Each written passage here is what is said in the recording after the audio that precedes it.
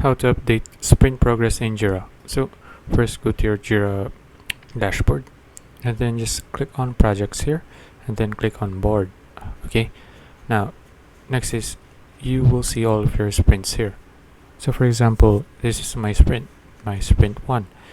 So you can see all of the issues here in your sprint as well.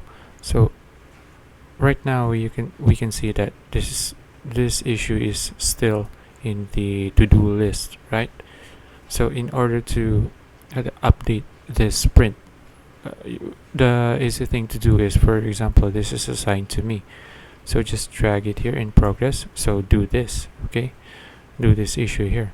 So if you want to update it as done, so for example you're done doing this, just click drag it here in done, then now it will be crossed out since you're done. So what you need to do next is just click on complete sprint and just click on complete sprint as well. Okay, and that's how you update your progress in sprint. So that's it. If you found this video useful, please like and subscribe for more videos like this. See you in the next one.